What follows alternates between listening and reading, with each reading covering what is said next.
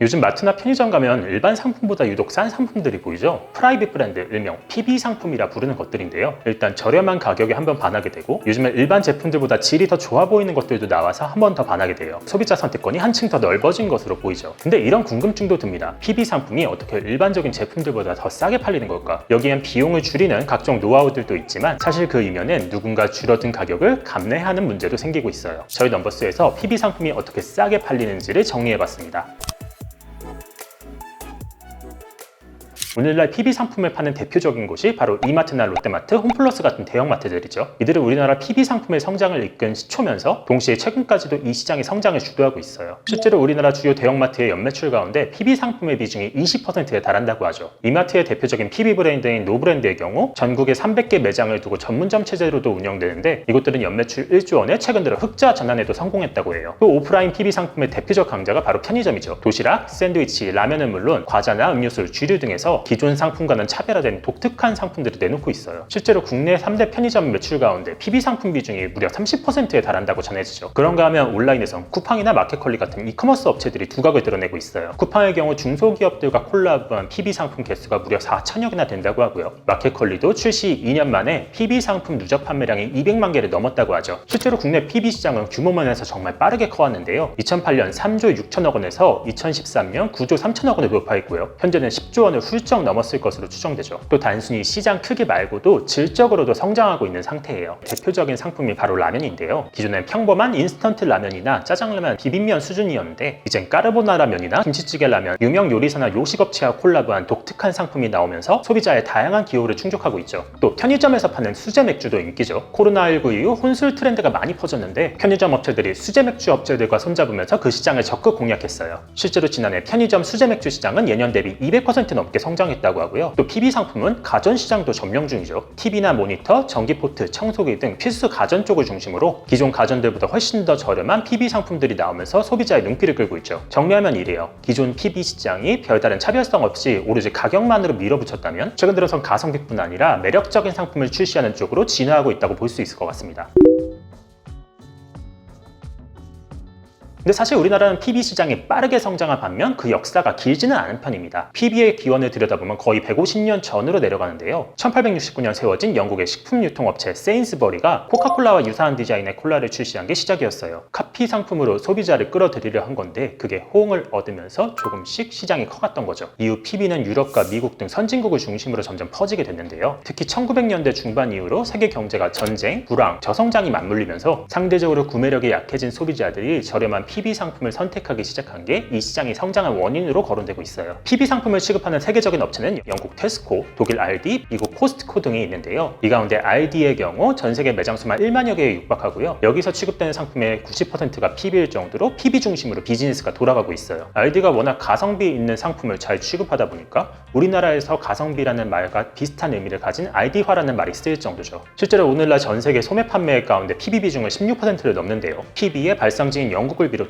네덜란드나 벨기에, 독일, 스위스, 프랑스 등 유럽 내에는 PB 판매 비중이 40%를 넘는 곳이 수두룩합니다. 반면 아시아권에는 PB란 개념이 좀 늦게 들어왔어요. 일본이 1959년 다이마루 백화점이란 곳에서 신사복에 PB를 도입한 게 그 시작이었고요. 우리나라도 1970년대 신세계 백화점을 필두로 삼성물산과 코오롱 상사 등이 PB 1위를 만들어 팔기 시작합니다. 그리고 우리나라에서 PB 시장이 본격적으로 크기 시작한 건 1990년대부터죠. 이마트를 필두로 까르푸, 홈플러스, 롯데마트, 킴스클럽 등 대형마트가 우후죽순 생기면서 식품과 생필품을 중심으로 일반 제조사들보다 훨씬 더 싼 PB 상품을 내놓자 소비자들의 호응을 얻었어요. 1990년대 중반부터 PB 상품을 중심으로 대형마트들이 재미를 봤다는 기사들이 속속 보입니다. 그리고 PB가 단발성 브랜드가 아니라 좀 더 통합적인 브랜드화가 되기 시작한 건 코스트코가 커클랜드란 브랜드로 대박을 치기 시작하면서부터였는데요. 여기에 영감을 얻은 대형마트들이 PB를 브랜드 차원에서 조금 더 공격적으로 쓰기 시작했어요. 이마트의 경우 캐나다 PB 브랜드 노네임을 벤치마크한 노브랜드로 나름의 성과를 거뒀고요. 또 창고형 마트인 이마트 트레이더스나 롯데마트, 맥스 또한 코스트코를 따라하는 느낌이 많이 보이죠.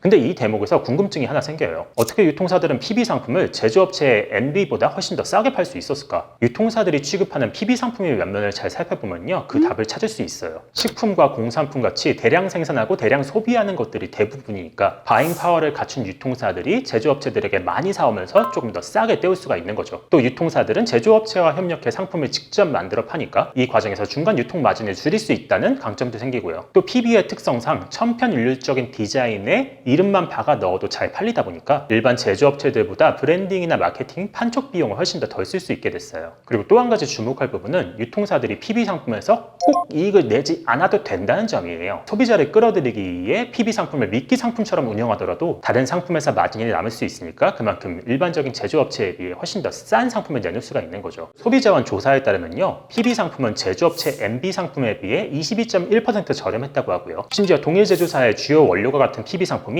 MB 상품보다 3분의 1 정도 싸거나 동일 제조사에서 원재료만 약간 다르게 했는데 60% 가까이 싼 일도 있었다고 해요. 사실 PB 시장을 단편적으로 보면요, 유통사와 제조사, 소비자들이 모두 이익을 보는 것처럼 보여요. 소비자들은 좀 더 싼 가격에 괜찮은 질의 상품을 살 수가 있고, 유통사들은 경쟁력 있는 PB 상품을 내놔서 소비자들을 좀 더 끌어들일 수 있고요. 또 제조사들은 마진을 좀 낮추더라도 그만큼 물건을 많이 팔 수 있으니까 마진이 남는 구조인 거죠.